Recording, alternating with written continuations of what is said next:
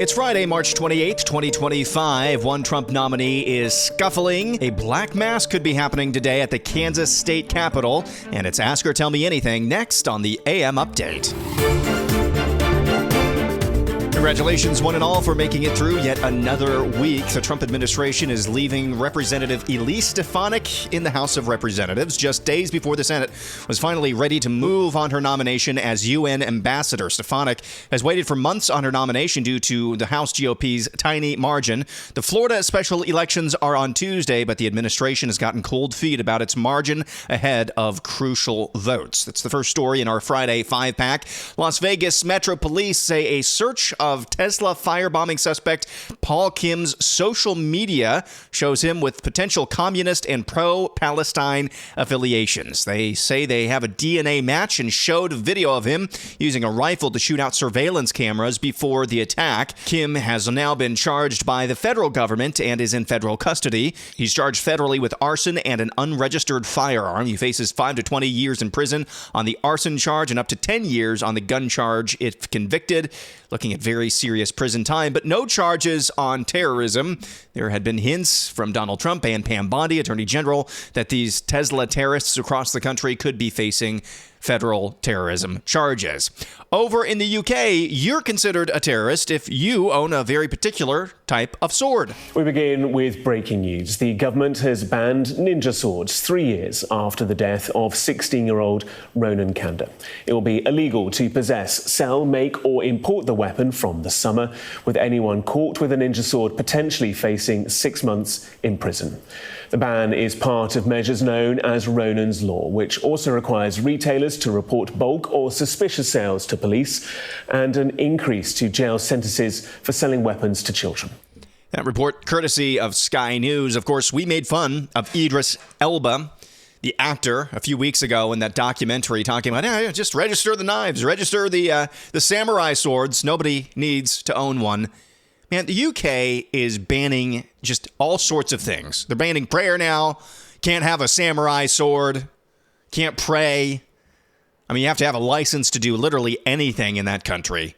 At this rate, they're just banning so much stuff. It's going to be reduced. That entire country is just going to be reduced to like two guys named Mohammed arguing with each other over who gets the last goat. Big news yesterday. Here is Kash Patel, FBI director, on the capture of an MS-13 leader he says is one of the top 3 leaders of that gang in the United States. This is what happens when you let good cops be cops. And we're going to continue to let good cops be cops across this country. President Trump gave us the executive decision to go after and safeguard our communities. General Bondi is our warrior of justice leading that charge. Governor Youngkin, it's an honor to be a partner in this operation with you and U.S. Attorney Siebert. This is the mandate we have. Right now we have an American dying every 7 minutes from a drug overdose. That is a national security crisis we have not seen ever before. We have a woman or child being raped every 6.5 minutes in this country.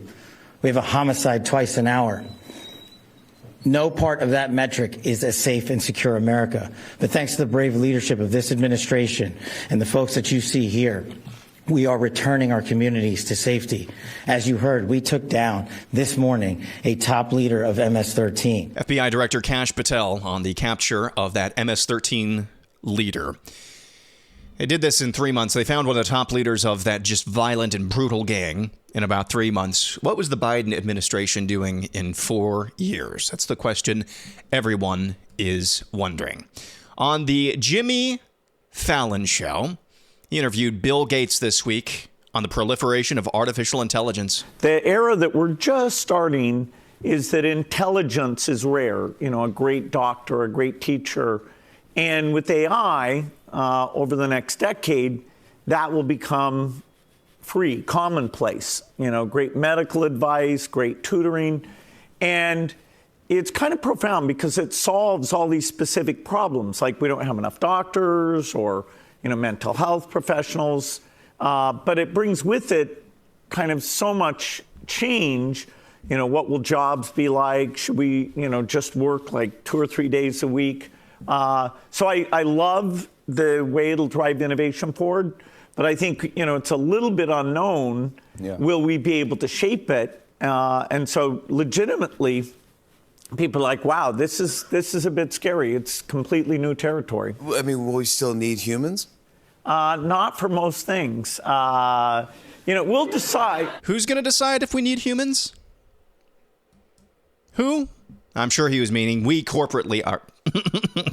Right. Just like we corporately had all the choices in the world as to whether or not we were locked down 5 years ago. We're forced to take genetic poison 4 years ago. Yeah, just like that. We, the corporate we, are making those decisions, right, Bill Gates? I mean, a very simple question, a very profound question from Jimmy Fallon. I always have to think Jimmy Kimmel or Jimmy Fallon. They both sound the same now. Very simple, yet profound question from Jimmy Fallon. We're going down a road where it sounds like we might not need humans anymore. And Bill Gates, well, we'll decide whether or not we need humans. Good grief. All right, there's your Friday 5-pack. We're going to start Ask or Tell Me Anything with a tell. This is from Cindy. She wants to know, are you aware of the Black Mass happening at the Kansas State House today? Please ask Christians to pray against this evil and any specific curses spoken at this event, and join locals in gathering at 10:15 a.m. on the south steps of the Kansas Capitol for prayer and resistance. Here's the story from Catholic News Agency. Amid plans for a blasphemous Black Mass at the Kansas Capitol building set to take place today, Catholics in the state and elsewhere are urging a prayerful, peaceful response, the centerpiece of which will be an adoration and Mass at a Catholic church directly opposite the Capitol. Organized by the Satanic Grotto, the Black Mass, an explicit parody of the Catholic Mass, is set to begin around 10 a.m., originally slated to take place inside the Capitol Rotunda itself. It's according to Kansas Governor Laura Kelly later in a decree saying that the event must take place outside, though organizers of the ritual have said they plan to defy Kelly's order and enter the Capitol building around 11:30. So overt Satanists are holding a blasphemous, upside-down version of a Catholic Mass, a Black Mass, inside the Kansas State Capitol today. In fact, as you are listening to this, it may be going down as we speak, as you're listening to this, depending on where and when you are. You ever wonder why these things don't take place seemingly? I'm sure maybe it's happened before, but in places like Vermont. Although I do think there's a statue of Baphomet in one of those New England states, now that I think about it. Earlier I think that was New Hampshire, though. Vermont, California. Deep blue states, Illinois. Why don't these types of things happen in those states? It's an overt finger in the eye, a middle finger at God. It's really a recognition of the fact that we know we are surrounded by your servants, the one true God. In red states, by and large, still, that's the truth. Christians, believers in the one true God, are still in greater concentrations in red states than they are in blue states. It's an overt middle finger to God Almighty. Cindy, thanks for letting us know about that story. Let's go here. 4 teenagers, this is from SC Tadpole. 4 teenagers are facing criminal charges for allegedly starting a forest fire at Table Rock, South Carolina, causing 2,293 acres to burn. Here's a report from local media in South Carolina. Fire at Table Rock Mountain was started by a negligent act by 4 teenage hikers. Deputies, our governor, Henry McMaster, has declared a state of emergency as that fire continues to burn tonight. According to the Pickens County Sheriff's Office, they first learned about the fire just before 6 o'clock Friday. A search party, including volunteers and deputies, were in the area helping to look for a missing hiker, and they were briefly trapped by the fire. It's burning about 100 acres, and none of it is contained as of now. Officials say the charges for the teens are pending. It's unclear what they did to allegedly start that fire. Now, those of you who live in the Southeast would know this better than I would, but I'm not accustomed to hearing about forest fires in a place like South Carolina. I have good friends in Greenville, and they were on high alert whether or not they were going to have to bug out and evacuate. I don't think this is an area of the country, at least not South Carolina, that's typical or accustomed, like those in California we talked about earlier this year, not accustomed to fighting forest fires like this, out of control fires like this. A scary situation, and I appreciate you letting us know, SC Tadpole. All right, when we come back, we're going to discuss my favorite thing and least favorite thing about working in the industry that I work in. Also, an update on PlumGate. I haven't said anything about this unfolding scandal affecting and inflicting the AM update in about the week or so since this started. This whole saga unfolded. An update on PlumGate. It's coming up next.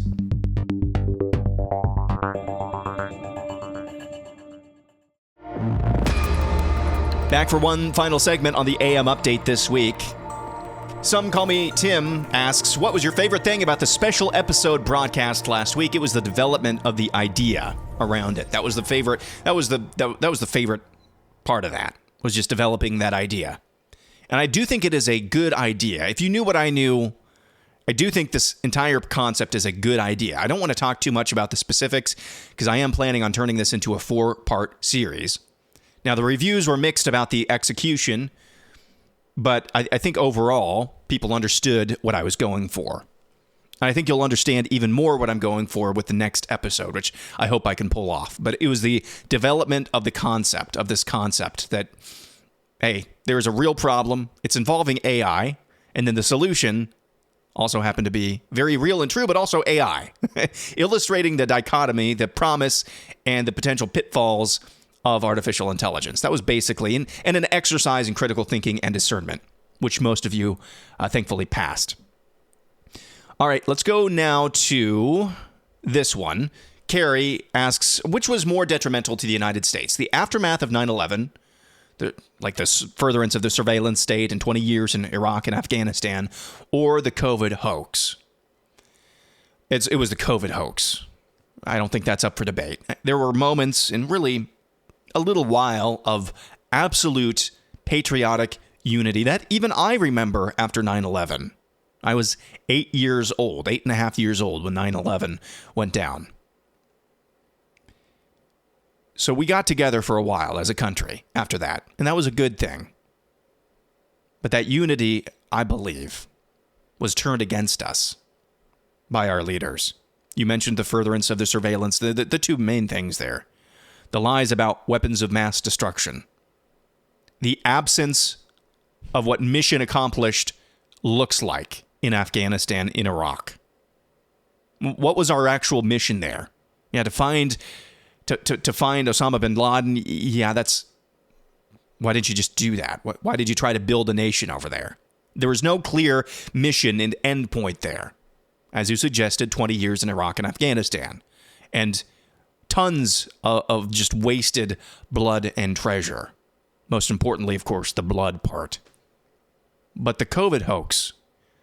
So whatever was left of trust in our institutions, media at all, that was starting to fracture about 5-10 years into Iraq and Afghanistan. That was starting to fracture.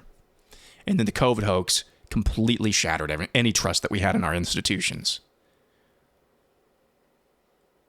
The only way out is through, I get that. We were going to have that inflection point at some point on the road that we were on and still are as a people. So a COVID hoax, something like that, was always going to happen. But at the same time, you cannot underestimate how much damage has been done because of COVID and the institutional trust that was lost. So yes, that is damaging. We need institutions, whether they're public health institutions, whether it's the church, whether it's legitimate government institutions, sundry institutions. However you want to define legitimate, maybe you think they're all illegitimate, wherever you fall on that. Even if you're a libertarian, you have to, even if they're apart from the government, you have to recognize the importance of institutions and institutional trust to some level. Whether or not you think that institution is just libertarianism itself. Okay? But on some level, everybody believes in institutions, and those were rocked and shattered during COVID. So yes, that's the negative side. The positive side of that is that we were always going to come to that inflection point, and the only way out is through in rebuilding that trust and rebuilding those institutions. Good Lord, how many times can I say the word institutions this morning? Let's move on. Richard Boyce says, why would the Department of Justice, Department of Homeland Security not cross-reference voter registration with student protesters, since the likelihood of them voting for Harris and supporting Hamas is high regardless of citizenship? That alone is a deportable offense. That's a great idea, Richard. And I don't have a good... Maybe they are doing that and we don't know about it, but I don't have a good answer for that question. All right, let's do this one. KM asks, what is the best and worst thing about your job in broadcasting and media? Would you answer the same now as when you first started? Man, well, when you first start, let me think about that. Because when I first started, I wasn't on air hardly at all. I worked for the Faith Radio Network up in the Twin Cities. Wasn't on air hardly at all. And if you ask my bosses then, they would probably say that was a good thing. So the best thing is that I don't want to say well, looking back at it, my first job was very easy, actually. You just sat in air-conditioned studios all day or working at a computer. It was really easy. The hardest part of that job was during the fundraisers because it wasn't a for-profit station. And so you're doing these marathon all week long fundraisers. If you've ever listened to Christian music radio, you know what I'm talking about. So maybe that was the hardest part. I would say now, though, the best part about working in this is the people, and the worst part is the people. Broadcasting would be great if it weren't for all the listeners and viewers. And that's not, before you start to think, Aaron, what? I'm listening to you right now. I'm expending my time for you right now. Here's what I mean by that.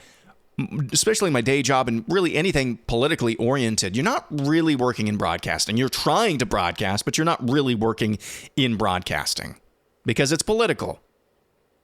By definition, you're already limiting how broad that broadcasting can be. So you're already limiting yourself. That's just the nature of this. If you're doing anything that even touches in politics, you're narrowing the scope of your potential audience. And then when you get into this new era of the right wing, where it's a very coalition-oriented behemoth here, that potential audience gets narrower and narrower and narrower and narrower. So what do I mean when I say the people are both the best and the worst thing? Well, they're the best thing when we get to do what we do this morning and on Ask or Tell Me Anything, when we can just talk to each other. I really do enjoy, this is one of my favorite things to do every single week, is talking to listeners and just seeing what's on your mind, things that are happening in your neck of the woods. Would have never heard about what's going on thanks to Cindy in Kansas. I might not, maybe I would have heard of that, but definitely got my ear and got my attention, and I'm glad she brought that up. And now thousands more people know about it. You know, talking about what we just discussed with, you know, what was worse, COVID, the aftermath of COVID, or the aftermath of 9/11. That's on Carrie's mind. Just being able to talk back and forth. And then especially what I do in my day job and what we're trying to accomplish there. Stories have changed lives. Hey, you challenged me to get better, and by God's grace, I'm leading now in my family. I'm doing things in my community. Those are so encouraging to hear. But on the flip side as well, this is true of any job in broadcasting, whether it's political or not, you have to have a really thick skin, and you have to recognize that people are always going to hear, for the most part, the vast majority of people are going to hear what they want to hear. And that is definitely true if you're working in political broadcasting, which we've already established is really narrowcasting. People always hear what they want to hear. And so that means if you're on the right side of one part of the coalition for a while, you're really helping them. If you support another side of that coalition that happens to be opposed to them for a season, then that first coalition gets really mad at you. And then when that first coalition wins and you decide, you know what, this is our horse now. This is the only horse that can actually, you know, everybody knows what I'm talking about. This is the only horse that can win because we are doing politics here. We're not doing monotics, okay? This is the horse that can win. Let's get behind this horse because that other horse over there is a frothing communist that will end all of us. Well, then the second faction that I decided that I just described, they get really pissed at you as well because this other faction is just zero sum. Happens to be. Okay. That's the hard part about this. Here's something I've been thinking about a lot. And so why is this the bad part? Is because you create so many enemies over so much bull. Really bull reasons. Sometimes, now the enemies you've created, they think they're really good reasons for taking you out of context, for lying about you, for smearing you. They think they're really good reasons because they're principled, of course. Here's something I've been thinking about a lot recently, and I need to remember this myself. I really do believe that in this country, politically and culturally, we are in an inflection point. Similar how COVID, I just discussed, was an inflection point for trust in our institutions. A point of no return, a Rubicon crossed, if you will. We are at that point culturally and politically. So there are a lot of things that previous generations have taken for granted for generations about the way politics and culture works, what it looks like, what makes it tick. And so when those previous generations, and now even millennials, are part of the older generations, we're in the middle age, we're in our middle ages now. When the older generations see changes happening in culture, the way things work changing, different coalitions forming that we never thought would form. Like the data point that I saw earlier this week that young men are more conservative than like 70-year-old men. Now, what does more conservative mean? I'm not quite sure, but you get the gist of what I'm talking about. It's really hard for older generations to make sense of what's happening when massive changes and inflections are happening. And millennials are now older. Gen Xers are now older. Boomers certainly now older. Silent generation, those still around. It's really hard for them to, and especially as you get closer to the younger generations where these changes are happening. You just take for granted things were the way that they were and would operate the same way, and the same coalitions would stay the same for your entire life, and then it changes. It's hard to make sense of that. It's hard to be honest with yourself. It's hard to just see things the way they are rather than the way things ought to be or the way you would like them to be. I think there are a lot of people, especially on the right, which is just full of coalitions now. There are a lot of people who are having a hard time grappling with this change. And so I need to remember, as I'm interacting, what have you, as we get to the point and maybe hopefully draw all this down, I need to remember as I'm interacting with people to have more patience, especially if they're calling me names and lying about me. I'm human, but you got to have a thick skin. I'm human, but that's going to, it's going to come out sometimes. I'll run out of patience, but I need to remember that. And I think there needs to be an overabundance of grace, and there is definitely an undersupply, a famine of grace and benefit of the doubtness. I think that's an important thing to remember. All right. I have not discussed this since I brought it up and the scandal started to unfold. But PlumGate is very real and it's spectacular, and we have some feedback about PlumGate. Of course, if you're not familiar, PlumGate is when I explained last week that I went to Costco looking for prunes, and they had every dried fruit except for prunes. They had dried apricots, dried plums, dried bananas, dried apples, but no prunes. And then I actually did some research to see what prunes actually are in their dried plums. Ethical Chaos says, just wait till you learn about raisins. Thanks. Paul says, no offense, Aaron. How'd you not know prunes are just dried plums? And finally, for a Friday finale, Dirk says, I may not ever listen to you again, and I'm serious. It's an insult to my intelligence that I was listening to a podcast where the host didn't even know that prunes are just dried plums. Well, Dirk, apparently, unlike you, I don't spend my days thinking about plums. I'm really glad that we have people in this country who can think about those matters at length and ad nauseum. And Dirk, I'm sorry that once again I failed to live up to your high and ever-changing expectations. That'll do it for a Friday. Back at it again tomorrow with No Sucks Saturday.